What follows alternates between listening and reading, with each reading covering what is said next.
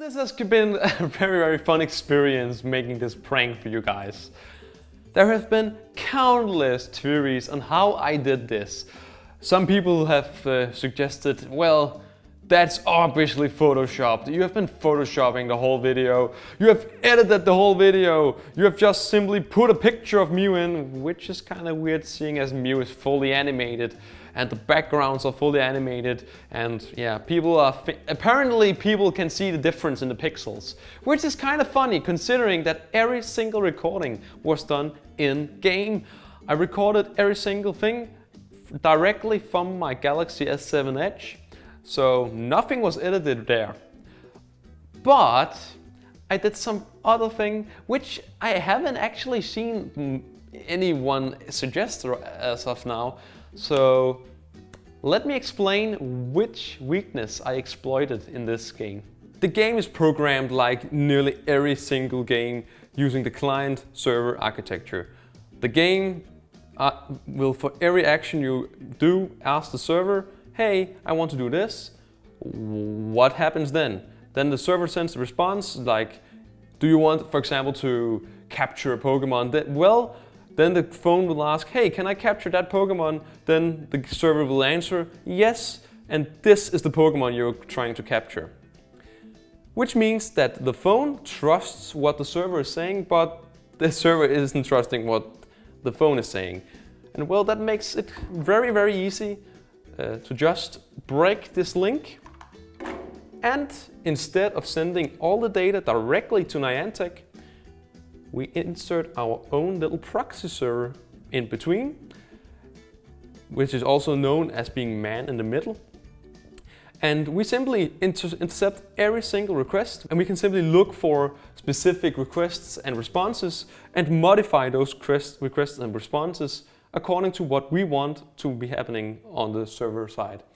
And well, if we say, hey, the Pokemon you just evolved is a Mew, well, then it is a Mew, and then this phone is simply going to display the Mew as, yeah, the server told me that, so yeah, of course it's real. So that's actually how simple it is. However, yes, it means that everything you do is not happening on real servers. So if you remove this link, everything will be as before again. So nothing's permanent when you do it like this. So that's the principle that I made this prank with. I simply used the very nice library called Pokemon Go Man in the Middle. It's a library based on Pogo Proto, which is a library which decodes all the protocol from Pokemon Go. The Pokemon Go Man in the Middle library makes it easy. So simply say, well, I'm interested in this request, please do this to the request. And then you can simply, well, make your own little script which rewrites, for example, oh, I'm trying to evolve that Pokemon. Instead of the server simply answering, no, you don't have enough candy, which I didn't have, I intentionally used the Pokemon which I didn't have enough candy for. I have like 3 Ekans candy or something. So I intentionally gave myself more Ekans candy, so the app thought, hey, I can evolve that Pokemon. It sent then the request to Niantic. Niantic said, no, you don't have enough candy to evolve that Pokemon, but I simply rewrote the answer and said, yeah, it evolved, and it evolved to Mew. And that's also why it didn't retain its nickname, but I could have very simply just named it Missing No. I kind of intentionally didn't name it Missing No, as I thought, well, that would be kind of stupid if Niantic had made a secret to get Mew. Why would it keep its name? Why wouldn't it just be named Mew as it should have been?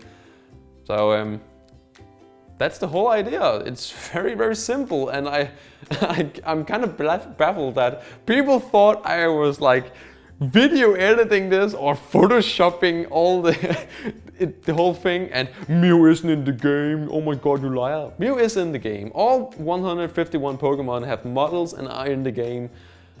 They're simply not accessible right now. That's the whole thing. So you can access them if you simply mimic the server and make it think that, hey, The server is saying I just got a Mew. Well, why not? It's not verifying that. So it was quite easy to do, and it was a fun prank. I'm really glad for you guys who sent the prank to your friends and maybe got a good laugh out of them, thinking that, hey, I will get a Mew from walking into a car. And that's the very funny thing, that people are getting so upset from one little prank.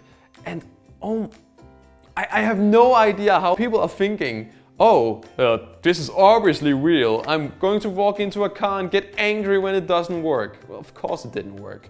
You should have known that when I told about the Konami code and such. But, well, it was fun while it lasted, and I have left a little script I made for Pokemon Go Man in the Middle, so you can go try it yourself. However, it has gotten very difficult to use those scripts now. Previously, the app didn't do any certification verification, which means that all it actually did was just ask, hey, this SSL certificate, is it trusted? And well, we just made our own wildcard certificate and said, yep, this certificate is trusted, which made it very easy for us to just modify the traffic without the game knowing. But now they're using the process which they should have done in the first place, called certificate pinning, which means that it will not accept any other certificate than the real one issued by Niantic. So that makes it kind of hard and means that the client you have to use must be hacked, or your phone must have some kind of jailbreak or routing tweak in order to use the man in the middle attack.